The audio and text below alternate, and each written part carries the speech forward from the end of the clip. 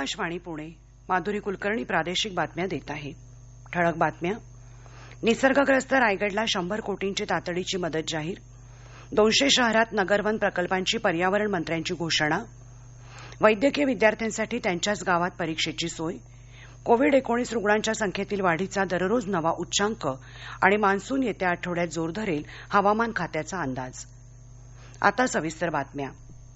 निसर्ग वादळानं झालेल्या नुकसान भरपाईपोटी मुख्यमंत्री उद्धव ठाकरे यांनी रायगड जिल्ह्यासाठी 100 कोटींची तातडीची मदत जाहीर केली आहे. मुख्यमंत्र्यांनी काल अलिबागला भेट देऊन नुकसानीची पाहणी केली. त्यानंतर घेतलेल्या पत्रकार परिषदेत त्यांनी ही घोषणा केली. ते म्हणाले की केंद्र सरकारकडून देखील चक्रीवादळाच्या पार्श्वभूमीवर मदतीचं आश्वासन मिळालं आहे. पंचनामे झाल्यानंतर नुकसानीचा नेमका अंदाज येईल, त्यानंतर आणखी मदत दिली जाईल. दरम्यान प्रशासनाच्या प्राथमिक अंदाजानुसार चक्रीवादळामुळे कोकणातील 7 जिल्ह्यात मिळून सुमारे 8,000 हेक्टरवरील पिकांचं नुकसान झालं असून 1 लाख घरांचं नुकसान आणि 1 लाख झाडं उन्मळून पडली आहेत. तसंच हजारो विजेचे खांब आणि मोबाईल टॉवरही पडले आहेत. रत्नागिरी जिल्ह्यात नुकत्याच झालेल्या निसर्ग चक्रीवादळामुळे महावितरण कंपनीचं 25 कोटी रुपयांचं नुकसान झाल्याची माहिती उच्च आणि तंत्रशिक्षण मंत्री उदय सामंत यांनी रत्नागिरीत पत्रकार परिषदेत दिली. कालपर्यंत नुकसानाचा आकडा हा 25 कोटीपर्यंत आहे. तो अजूनही वाढणार आहे. आपल्याकडे जवळजवळ 5,75,000 ग्राहक आहेत. त्या 5,75,000 ग्राहकांपैकी 4.5 लाख ग्राहकांच्या घरातील लाईट जाणीवपूर्वक बंद करण्यात आली होती वादळाचा सगळा परिणाम बघता. परंतु ती चालू करण्याची ज्यावेळी वेळ आली तेव्हा 2,81,000 ग्राहकांमध्ये ते आपण चालू करू शकलेलो आहोत. अजून जवळजवळ 1.5 लाख घरं ही अंधारात आहेत आणि ती विशेषतः दापोली, मंडणगड या परिसरातली आहेत, किनारपट्टीची आहेत. तर तिथं देखील आज काही घरांमध्ये लाईट आली असेल, अजून यायची बाकी असेल. पण ओव्हरऑल जर विभागाचं बघितलं तर महावितरणाचं सगळ्यात जास्त नुकसान झालंय आणि ते नुकसान वाढण्याची देखील शक्यता आहे. पुण्यातील वारजे इथं वनविभागाच्या जमिनीवर उभ्या राहिलेल्या स्मृतिवन प्रकल्पाच्या धर्तीवर देशभरातील 200 प्रमुख शहरातून नगर वन प्रकल्प विकसित केले जाणार असल्याची घोषणा केंद्रीय पर्यावरण मंत्री प्रकाश जावडेकर यांनी काल केली. पर्यावरण दिनाच्या निमित्त आयोजित कार्यक्रमात दूरदृश्य प्रणालीद्वारे ते बोलत होते. वारजाच्या सुमारे 25 हेक्टर परिसरात खासगी आणि सार्वजनिक क्षेत्राच्या भागीदारीतून हे नगरवन उभं राहिलं असून असे प्रकल्प देशभर उभे राहिल्यास वातावरणातून 2.5 ते 3 अब्ज टन कार्बन डायऑक्साईड काढून घेण्याचा भारताचा निर्णय प्रत्यक्षात येण्यास मदत होईल, असं जावडेकर यावेळी म्हणाले.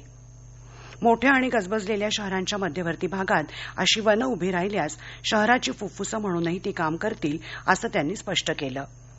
शहरातील वनविभागाची जमीन या प्रकल्पांसाठी राखीव ठेवून नगरवन प्रकल्पांना जनचळवळीचं रूप देण्याचं आवाहनही त्यांनी यावेळी केलं. नगरवनासाठीच्या उपयुक्त सूचना आणि माहिती देणाऱ्या पुस्तिकेचं प्रकाशन यावेळी जावडेकर यांच्या हस्ते करण्यात आलं. जनसहभागातून तयार होणाऱ्या उत्तम नगरवनांना केंद्र सरकारतर्फे विशेष पुरस्कार देऊन गौरवण्यात येईल अशी घोषणा जावडेकर यांनी केली. राज्याचे वनमंत्री संजय राठोड, वनविभागाचे सचिव आणि अन्य वरिष्ठ अधिकारी तसंच वारजे प्रकल्पात सहभागी असलेल्या खासगी संस्थांचे प्रतिनिधी या कार्यक्रमात दूरदृश्य प्रणालीच्या माध्यमातून सहभागी झाले होते.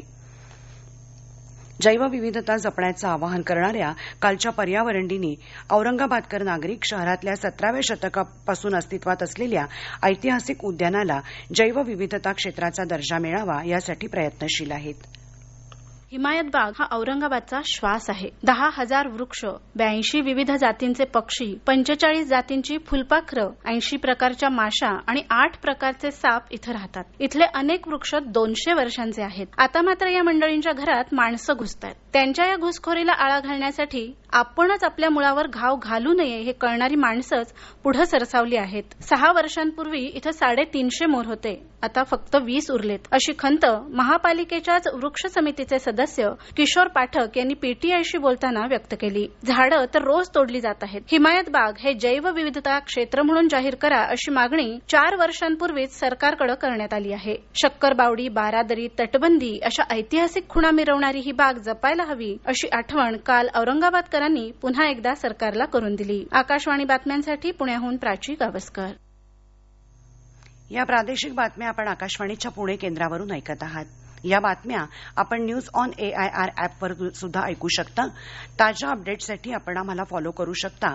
आमचे Twitter handle @AIR news Pune, Facebook page all India radio news Pune आणि Marathi news Pune all India radio या आमच्या युट्यूब चॅनेलवर. पंतप्रधान नरेंद्र मोदी यांच्या नेतृत्वाखालील केंद्र सरकारनं दुसऱ्या कार्यकाळाच्या पहिल्या वर्षात अत्यंत प्रभावी कामगिरी केली आहे. कोरोनाचा प्रभावी मुकाबला, पंतप्रधान गरीब कल्याण योजनेची यशस्वी अंमलबजावणी, आत्मनिर्भर भारतासाठी कल्पक उपाययोजना आणि देशातील अनेक दशकांच्या समस्या सोडवणारे ऐतिहासिक निर्णय हे या वर्षाचं वैशिष्ट्य आहे, असं भारतीय जनता पक्षाचे प्रदेशाध्यक्ष चंद्रकांत पाटील यांनी म्हटलं आहे. काल पुण्यात आयोजित पत्रकार परिषदेत ते बोलत होते. देशव्यापी टाळेबंदीचं पाटील यांनी समर्थन केलं. नागरिकांना स्थलांतरित होण्यासाठी वेळ दिला असता तर परिस्थिती गंभीर झाली असती, असं ते म्हणाले. देशात दरवर्षी सुमारे 5 लाख रस्ते अपघात होतात आणि त्यात सुमारे 1.5 लाख जण मृत्युमुखी पडतात. पुढील वर्षी मार्चपर्यंत हे अपघाताचं प्रमाण 20 ते 25% कमी करण्यासाठी सरकार प्रयत्नशील आहे, अशी माहिती केंद्रीय रस्ते वाहतूक मंत्री नितीन गडकरी यांनी दिली. नवी दिल्लीत काल गडकरी यांच्या हस्ते महामार्गावरील रस्ते अपघातात होणारे मानवी आणि इतर प्राण्यांचे मृत्यू रोखण्यासाठी राष्ट्रीय जागृती आणि शिक्षण मोहिमेचा प्रारंभ दूरदृश्य प्रणालीद्वारे झाला. त्यावेळी ते बोलत होते. वैद्यकीय शिक्षण कायद्यानुसार परीक्षेविना विद्यार्थ्यांना उत्तीर्ण करता येत नाही. त्यामुळे वैद्यकीय शिक्षणाच्या परीक्षा या येत्या 15 जुलैपासून सुरू होतील. त्यासाठी सर्व अटी आणि नियमांचं पालन करून आवश्यक ती खबरदारी घेण्यात येईल, अशी माहिती राज्याचे वैद्यकीय शिक्षण मंत्री अमित देशमुख यांनी काल पुण्यात दिली. या विद्यार्थ्यांना ते आहेत त्याच जिल्ह्यातून परीक्षा देता येईल.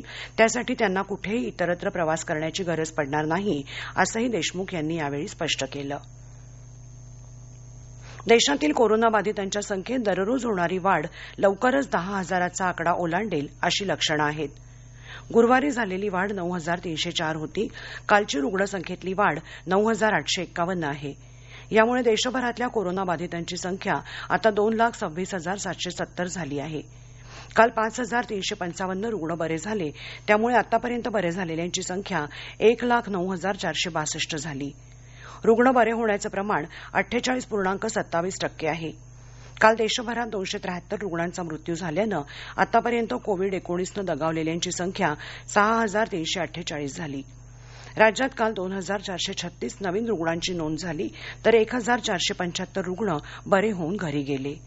त्यामुळे आतापर्यंतच्या बाधितांची संख्या 80,229 तर बरे झालेल्यांची संख्या 35,156 झाली आहे.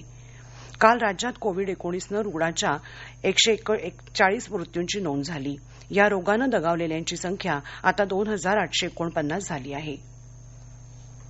सर्व स्थलांतरित मजुरांना आपापल्या गावी पोहोचवण्यासाठी सर्वोच्च न्यायालयानं राज्य आणि केंद्र सरकारांना 15 दिवसांची मुदत देऊ केली असून या कामगारांच्या नोंदणी आणि रोजगाराशी संबंधित मुद्द्यांसह इतर सर्व मुद्द्यांवर निकालासाठी 9 जून ही तारीख निश्चित केली आहे. महाराष्ट्रातून 11 लाख मजूर स्वगृही परतले आहेत. तूर्तास राज्यातून मजुरांच्या प्रवासासाठी विशेष गाडीची कोणतीही मागणी प्रलंबित नाही, असं राज्य सरकारच्या वतीनं काल मुंबई उच्च न्यायालयात सुरू असलेल्या सुनावणी दरम्यान सांगण्यात आलं. कोरोना टाळेबंदीमुळे पुढे ढकलण्यात आलेली केंद्रीय लोकसेवा आयोगाची नागरी सेवा प्रवेश पूर्व परीक्षा आता 4 ऑक्टोबर रोजी घेण्यात येईल, असं आयोगानं काल जाहीर केलं. गेल्या वर्षीच्या मुख्य परीक्षेत उत्तीर्ण झालेल्या उमेदवारांची व्यक्तिमत्व चाचणी 20 जुलैला होणार आहे. संचारबंदीनंतर बेरोजगारीसह 2 वेळच्या जेवणाची समस्या भासणाऱ्या आणि रेशन कार्ड नसलेल्या आदिवासी कुटुंबांना आदिवासी विकास विभागाच्या धान्य वाटप योजनेतून आधार देण्याचं काम सुरू आहे. एकट्या नंदुरबार जिल्ह्यात 1500 कुटुंबांना आदिवासी विकास विभागाच्या धान्य वाटप योजनेअंतर्गत प्रत्येकी कुटुंबी 10 किलो गहू वाटप करण्यात आले आहे. सरकारने रेशन कार्ड धारकांसाठी धान्य योजना जाहीर केली होती. मात्र ज्यांच्याकडे रेशन कार्ड नाही अशा बहुतांश हातावरती असणाऱ्या कुटुंबांना धान्य मिळत नसल्याने त्यांची स्थिती बिकट होत होती. आता त्यामुळेच 30 एप्रिल पासून तहसीलदारांमार्फत प्रत्येक तालुक्यातील रेशन कार्ड धारक नसलेल्या आदिवासी कुटुंबियांची माहिती गोळा करून आदिवासी विकास विभागाचे अधिकारी गावोगावी जात अशांना धान्य वाटप करीत आहे.